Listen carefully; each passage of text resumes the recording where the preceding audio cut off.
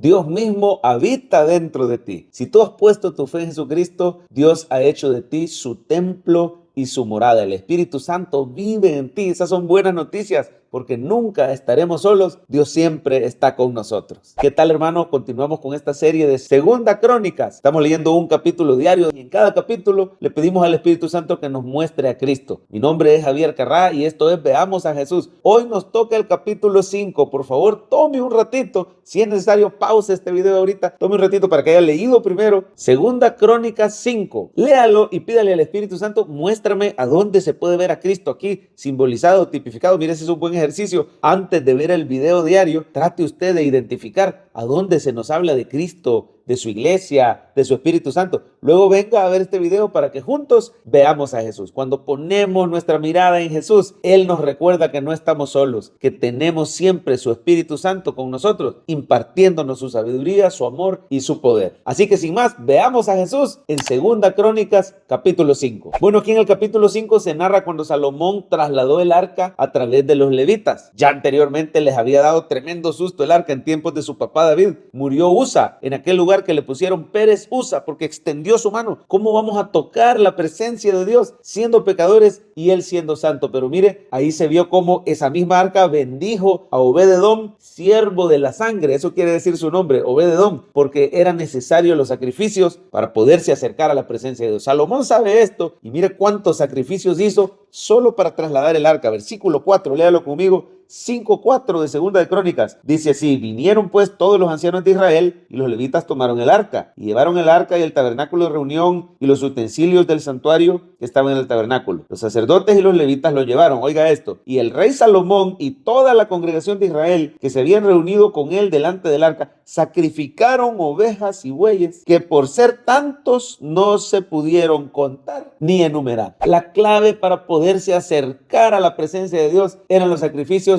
y Salomón lo sabe muy bien. Por eso dice que realizaron innumerables, incontables sacrificios. Todos esos sacrificios no le llegan ni a los talones a un solo sacrificio del Cordero de Dios, del Hijo de Dios, nuestro Señor Jesucristo, el sacrificio perfecto. Con un solo sacrificio hizo perfectos para siempre a los santificados, dice la palabra de Dios. Con su propia sangre entró en ese lugar santísimo, en la verdadera arca del pacto que está en el cielo. Esta que estaba aquí en la tierra solo es un modelo de la verdadera. Y mire, el Señor obtuvo para siempre eterna redención. No necesitamos más sacrificios. Nos podemos acercar confiadamente al arca. Acerquémonos confiadamente al trono de la gracia. Ahora ya no es un trono de juicio, ahora esa arca del pacto es un trono de la gracia. Es la misma presencia de Dios que habita en nosotros gracias a Cristo Jesús. Jesús cumplió el pacto por nosotros. Mira el versículo 10, dice: en el arca no había más que las 2 tablas que Moisés había puesto en Horeb, con las cuales Jehová había hecho pacto con los hijos de Israel cuando salieron de Egipto. Este pacto es el antiguo pacto. Las tablas de la ley representan la desobediencia que tuvo el pueblo de Dios porque no pudo cumplir ese pacto, y por eso hoy usted y yo tenemos un nuevo y mejor pacto en Cristo Jesús. Pero mire, Cristo no solo se sacrificó, en vida Él cumplió a la perfección esas 2 tablas de la ley. Él cumplió los mandamientos por nosotros. La perfecta obediencia de Cristo hoy me es imputada a mí. Soy justificado y todos mis pecados son cargados sobre Él en ese sacrificio en la cruz. Dele gracias a Jesús porque en Él tenemos un nuevo pacto con nuevas y mejores promesas. El capítulo termina con un momento de alabanza de parte de todos los levitas, los cantores, los músicos, y viene la Shekinah, la presencia de Dios. Leámoslo rápidamente, versículo 13. Cuando sonaban pues las trompetas y cantaban todos a una, mira, como que era un culto, para alabar y dar gracias a Jehová, y a medida que alzaban la voz con trompeta y címbalos y otros instrumentos de música, alababan a Jehová diciendo: porque Él es bueno, porque su misericordia es para siempre. Entonces la casa se llenó de una nube, la casa de Jehová, y no podían los sacerdotes estar ahí para ministrar por causa de la nube, porque la gloria de Jehová había llenado la casa de Dios. ¿Qué pasó en el Pentecostés? La gloria de Jehová llenó la casa de Dios que somos nosotros. El Espíritu Santo vino a morar adentro de nosotros, en Cristo Jesús. Gracias a su sacrificio, le alabamos con cantos y su presencia vive en nosotros. Quiero decirle que es mejor tener al Espíritu Santo morando adentro de nosotros que en forma de nube afuera. vida, porque si vive adentro de nosotros tenemos plena comunión, ya nada nos separa de Dios.